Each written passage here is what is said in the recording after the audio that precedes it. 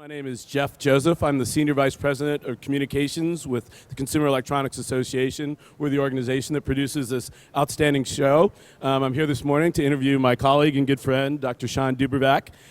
We refer to Shawn at CA as a true Renaissance man. Shawn's our chief economist. He's a widely cited technologist.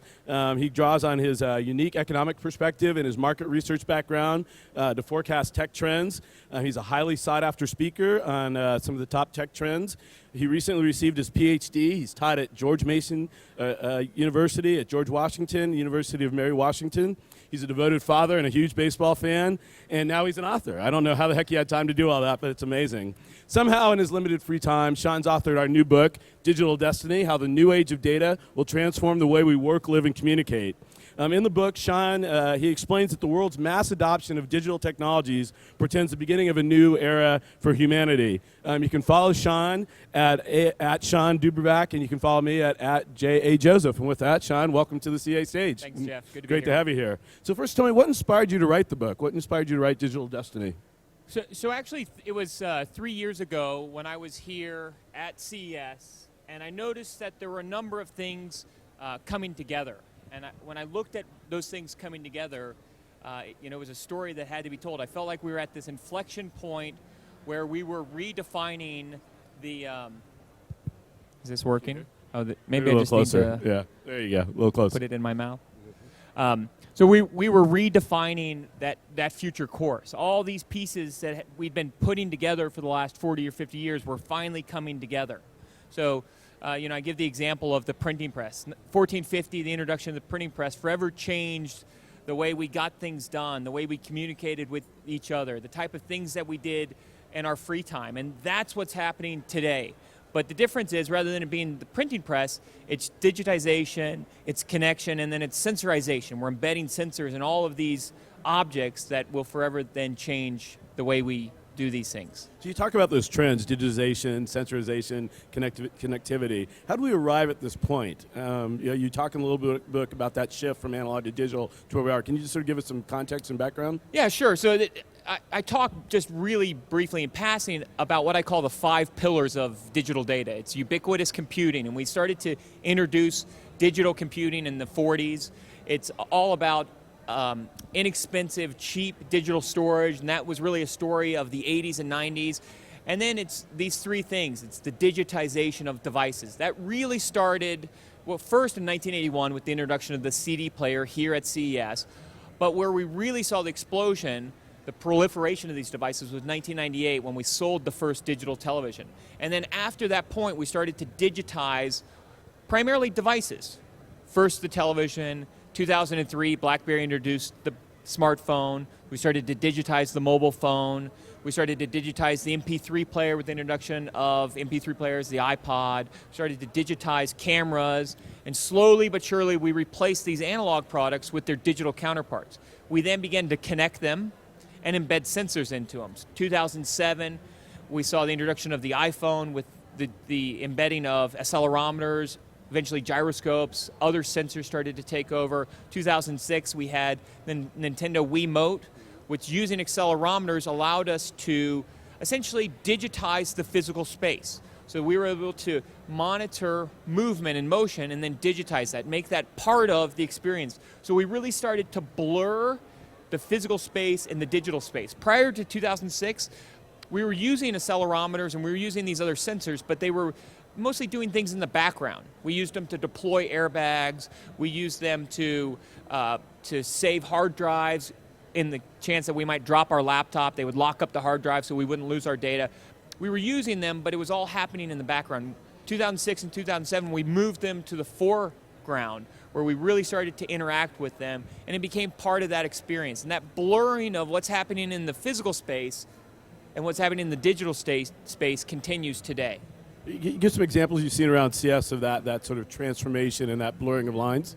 Yeah, we're seeing it happen everywhere. And as the explosion of digital feeds into devices, we're really starting to see it everywhere. So for example, for the last 15 years, it was primarily, as I mentioned, a focus on devices. But now we're seeing it show up in everyday objects. We see it with baby onesies that are connected to the internet. That's exactly what you need, right? Right. Yeah, but we see it with baby bottles. We see it with pacifiers. We're digitizing that, that physical space. The baby onesie that I talk about had a digital microphone on it, so you could pick up whether the baby was crying. Right. It had a temperature sensor on it, digital, so that it could tell the temperature around the baby. It had accelerometers and gyroscopes on it, so it could monitor the baby's breathing, whether it was awake, whether it was asleep, on its stomach, on its back. So you start to digitize all of these things, and then you tie it into other systems. One of the things I've seen this year at CES, kind of continuing on with the baby theme, is from a company called Naptime, which will, they're bracelets that you would wear, and based upon a pre-established schedule, when the monitor picks up that the baby is crying, it will wake up one of the spouses as opposed to both of the spouses. So based upon who's wearing the wristband and the predefined schedule. Is there a device that helps determine who gets to wear, like how you negotiate, navigate that terrain? That's one, next. Yeah. Right, that's the digitization of the impossible, I guess, at some point. Well, yeah, I sort of joked about the baby stuff, but as we've discussed, one of the cool things about this trend is this proliferation of devices and services that are more individualized, right? So while I may joke about that could be a really great solution for, obviously, someone who's a new parent. So as we look at sort of these strange bedfellows, as you will, this blurring of lines, even as you look around the show floor, can you discuss a little bit about some of the strange bedfellows that you've seen and some of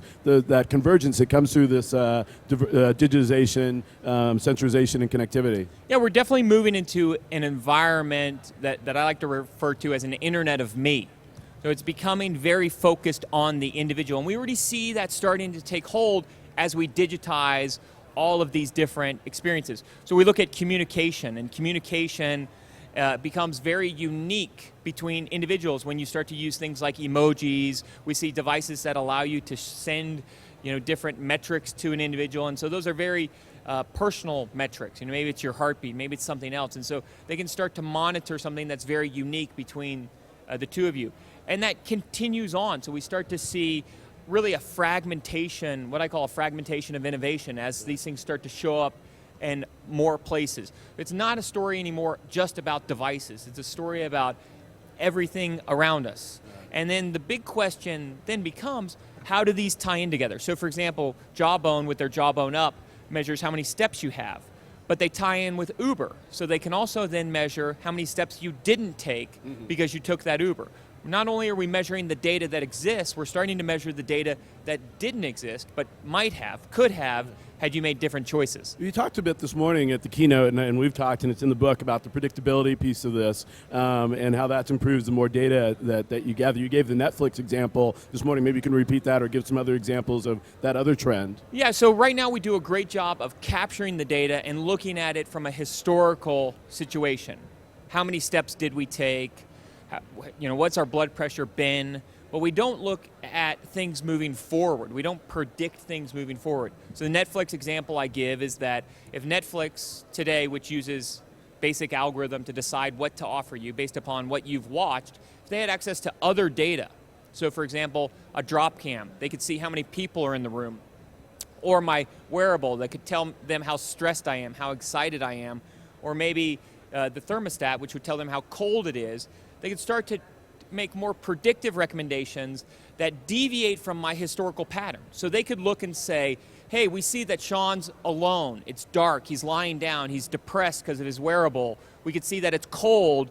Let's offer him this, in the movie I always throw out, there's this Nicholas Sparks movie, because this is a movie that he might not normally like, and his viewer history doesn't suggest that he would like it, but all of these other situations have always, correlated well with the showing of this movie. And I think that type of environment will change. Intel paints the story of sitting in a chair and it predicting that you're going to get sick 3 days from now. Right. I think you'll see more of that.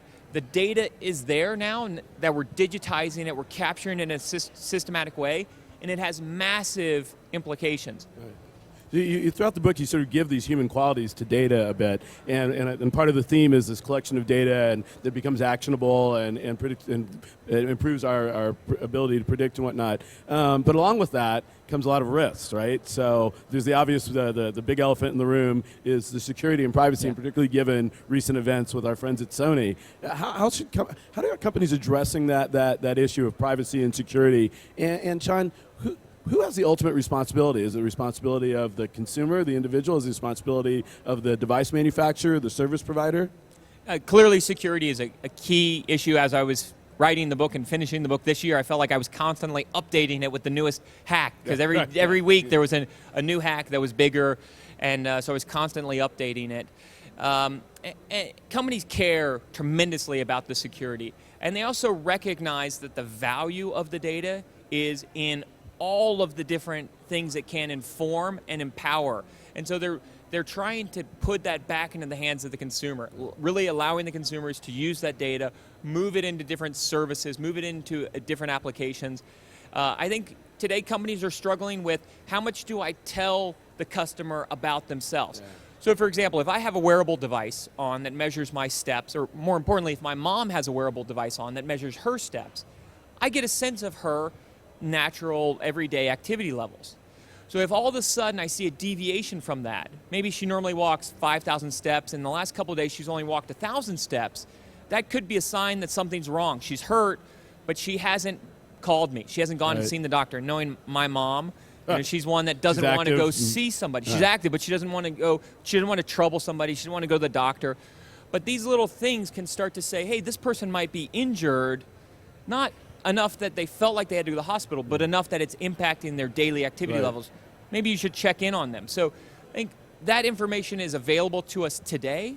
Companies are trying to figure out how much do consumers really want to know about themselves. Do we really want to move into that predictive environment where we start to really tell the consumer things about them that they might not have even known? I think that's where we're going. So Twitter's a great example. Twitter allows advertisers to advertise based upon gender. But here's the really interesting thing. Twitter never asks their user to identify gender. So they're using digital data to define gender. Right. Something that we used to define through anatomy is now being defined by the words that we use or other things like that. Literally, the digitization of these experiences is changing the way we define something as common as gender.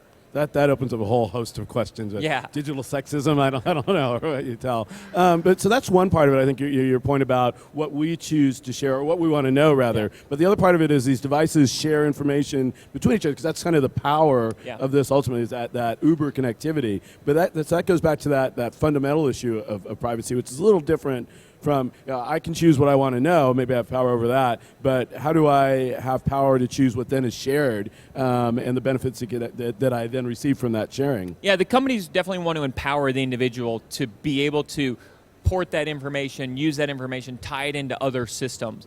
And so I think that's the experimentation that's taking place today here at CES and in the years to come. I think we're entering a period of experimentation over the next 5 or 6 years.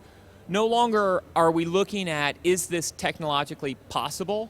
Is it technologically feasible? Now we're asking questions around, is this technologically meaningful?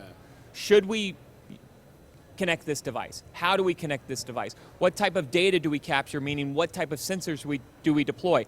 So every object that we see getting connected, digitized, sensorized at the show floor today is asking these much broader questions. When I look at the smartwatch, I look at the fundamental question of, does the internet make sense on our wrist? Because that's really what we're asking. And if it does make sense on our wrist, what are the type of services that we would want to have? What are the type of activities that we would want to track or engage in? You know, you look at some companies, they say payments is the right thing. Others look at health and fitness applications. They're all exploring different aspects of the same fundamental question. What does the internet look like on the wrist, and is it meaningful? Now carry that on as we go from billions of devices to, we've got 2 billion smartphones, 1.7 billion computers worldwide. We're moving into an environment where we're going to have 50, 60, 70 billion connected objects. By some estimates, only about 4% of everything that will be connected, that could be connected, is today connected. So as we start to connect all those things, what is the broader story? What becomes the bigger picture? Where should the internet be deployed? So maybe, it makes sense on the wrist for certain applications, but it also could make sense in the shoes, on the chairs, on the table, in the lighting, in the toothbrush. All of that is experimentation that's taking place today. And the implications spill over into every aspect of what we do, how we communicate, how we live, the jobs that we do. When we talk about the toothbrush, and I love to point out that the dentist of the future could easily become a data scientist first, wanting to review your toothbrush data. And now all of a sudden, if you take that toothbrush data and you tie it into your calendar, you could start to predict that, hey, you didn't sleep very well today or last night, which means you're going to brush your teeth 20% less efficiently this morning. They notify you of that, they alert you of that, or they do things that help you overcome these things in your past, decisions you made in the past. I look at services like Waze, which measure traffic activities. If I could tie that into my calendar and tie that into my wearable device, all of that then could look and say, hey, we see that you're really stressed out during your commute. If you left 5 minutes later today, you would avoid this massive congestion. You wouldn't get to your destination much later, and you'd be much less stressed out. Right. Over time, I think we're going to start to let, as the communication between devices improves, we're going to let devices do these things on our behalf. So for example, our calendars may see that we're both stressed out and reschedule meetings on our behalf. They'll see that it's a low priority meeting, and they'll move it to a later time, another day, based upon other things that we have going on. It's amazing, and I love the dentist example, and it's throughout your book. You sort of talk about the transformative implications of all these trends. They're not just about the devices themselves, but all the sort of ancillary services and products and industries that are engaged. I think it's wonderful. It's so fun to hear you talk, and as we've discussed this book from the beginning, I think of you as sort of like Dr. Seuss's Lorax. He speaks for the trees, you speak for the internet, but not everyone is as bullish. We'll have Andrew Keen here later this week, who sort of takes a different view of the internet, and he talks about how the internet is sort of given rise to sort of a debasing of culture, the increased economic inequality. Now, how do you respond to these criticisms, concerns about connectivity, whether it's from the privacy side, whether it's sort of giving rise to the lesser angels of our nature, and some of these those efficiencies that we all applaud also mean job loss. So how do you balance that out? So when we look at innovation, we notice a few things. One, it's always changing, and two, it's always disruptive, right? And so when we embrace those and recognize those, then you see that we're really progressing along a continuum. It's an evolutionary path. I look at the evolution of the internet, for example. It started on the browser, and what was the homepage when it was the browser? It was really something like Yahoo. Right. There were very few options. We went to Yahoo. We consumed a lot of information there, and the metrics in 1995 were focused on how long are people staying on this site. That's what the internet cared about at the time.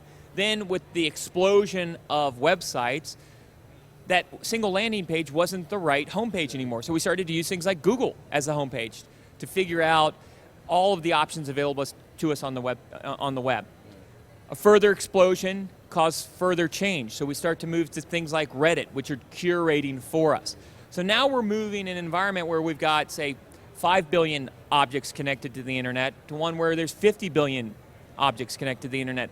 And again, the homepage of the internet is changing. I think that's happening now.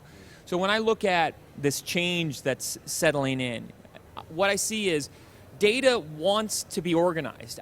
There's this move towards, and certainly we want it to be organized, but I think it also naturally moves in that direction. And at the same time, as it explodes, it creates chaos. So we move in this cycle of organization, then chaos, then organization. And you see that in the history of the internet.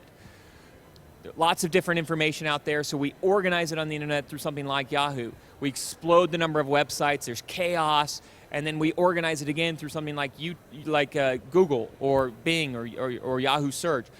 A further explosion causes further chaos, and we start to organize it through curation. So we go through this ever-ending cycle of chaos, organization, chaos, and organization. I think that cycle will continue and will be the storyline for innovation and technology in years to come. Scares out a heck of some existing businesses, legacy businesses, but ultimately technological innovation resolves some of these issues, comes to the rescue, creates that sense of order.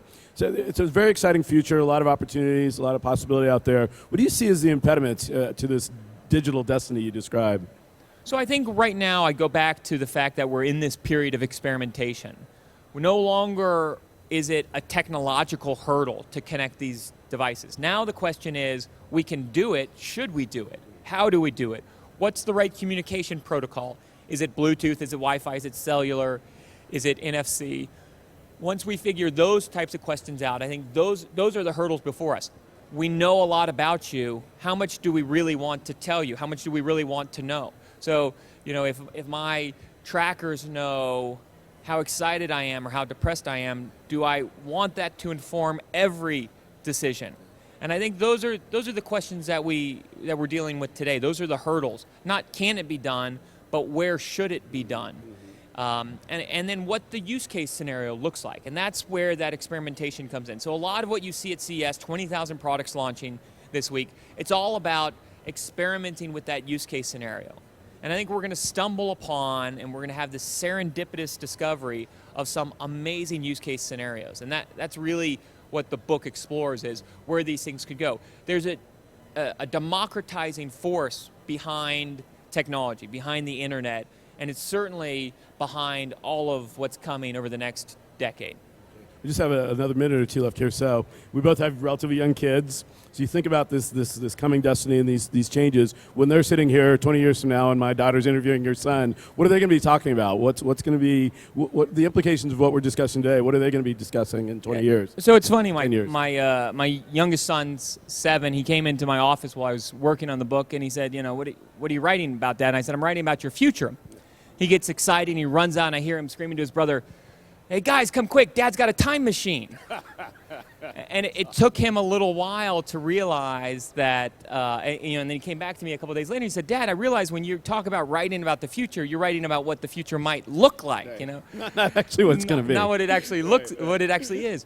I think what they're going to do is take digital data as given. And I feel like we're already there today. So 15 years ago, I look at the Malaysian airliner that disappeared in 2014. 15 years ago, that happens, and we talk about how unfortunate it would have been, that technology wasn't used, that there's these new technologies like GPS and that it wasn't used.